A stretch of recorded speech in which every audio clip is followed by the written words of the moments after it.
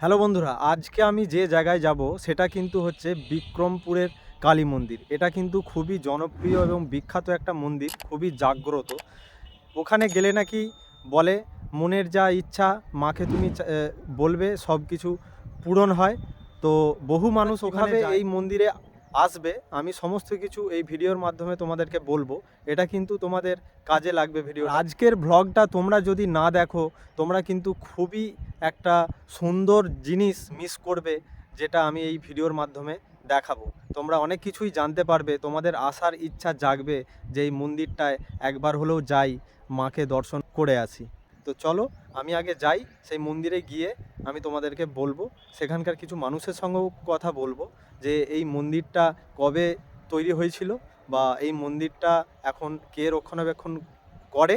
তো চলো দেরি না করে ভিডিওটা শুরু করা যায়। আর বন্ধুরা দেখো, আমি চলে এসেছি সেই বিক্রমপুরের কালী মন্দিরে। তোমরা এখানে এলেই বুঝতে পারবে কত সুন্দর একটা পরিবেশ, রাস্তার ধারেই এই মন্দির। আমি এইখানে এসে দেখি কিছু মানুষ অলরেডি এখানে এসে ভিড় জমিয়েছে মাকে পুজো দেওয়ার জন্য। তো আমি মন্দিরের একজনকে জিজ্ঞাসা করলাম আমি কি ভিতরে ভিডিও বানাতে পারবো। তো উনি বললেন না, এখন বানানো যাবে না, এখন পুজো হচ্ছে, তোমাকে বসতে হবে, পুজো শেষ হলে তারপর বানাতে দেবো। তো আমি ততক্ষণ বসে রইলাম। দেখতে পাচ্ছ প্রায় 2 ঘন্টা 3 ঘন্টা আমি বসেছিলাম।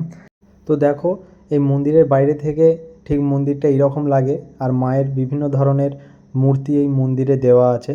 তো অনেকক্ষণ বসে থাকার পর অবশেষে আমি ভিতরে ঢুকতে পেলাম। এই মন্দিরটা না এলে আপনারা বুঝতে পারবেন না যে এই মন্দিরটা কতটা জাগ্রত। মনটা একদম শান্ত হয়ে যাবে, গা হাত একদম নিঝুম হয়ে যাবে। তো দেখো আমি আরও সমস্ত কিছু দেখাচ্ছি, কি কি এই মন্দিরের মধ্যে তোমরা এসে দেখতে পাবে।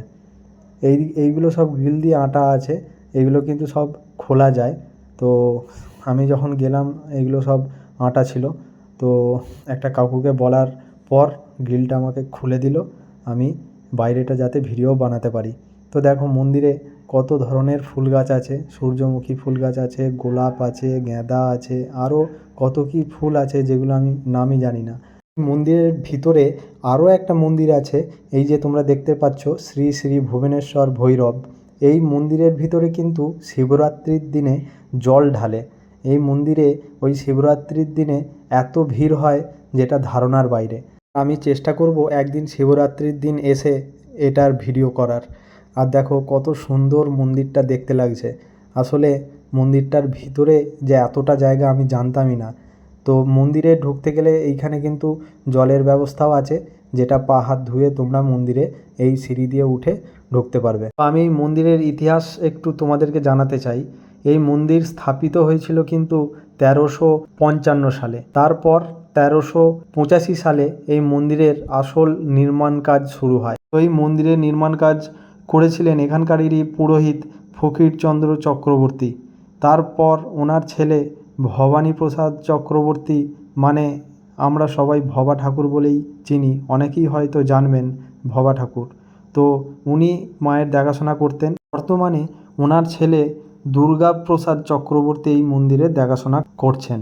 এখানকার কালীমা সব থেকে বেশি বিখ্যাত মানুষের হারানো জিনিসকে ফিরিয়ে দেওয়ার জন্য। তো এই রকমই আমি আমার একটা নিজস্ব ঘটনা বলি। আমার 15 বছর আগে একটা ফোন হারিয়ে যায়। তো সেই ফোনটা প্রায় 1 মাস 2 মাস করে করে 3 মাস আমি প্রচুর খুঁজেছি, আমার ব্যাগ থেকে চুরি হয়ে গিয়েছিল।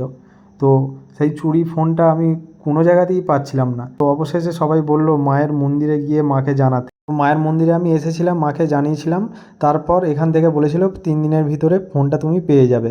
অবাস্তব কাণ্ড যেটা ঘটলো, 5 দিনের ভিতরে আমি এই ফোনটা পেয়ে যাই। তোমাদেরও যদি এইরকম কিছু জিনিস হয়ে থাকে তোমরা মায়ের মন্দিরে আসতে পারো, অবশ্যই ফল পেয়ে যাবে। তোমরা যদি আসতে চাও আসতে পারো, এই হচ্ছে মায়ের মন্দির। তো কার কার এই ভিডিও ভালো লাগলো আমাকে কমেন্টে জানাবে, আর যারা নতুন আছে আমার চ্যানেলটাকে সাবস্ক্রাইব করো। তো চলো আমার ভিডিও আমি এখানেই শেষ করছি। টাটা।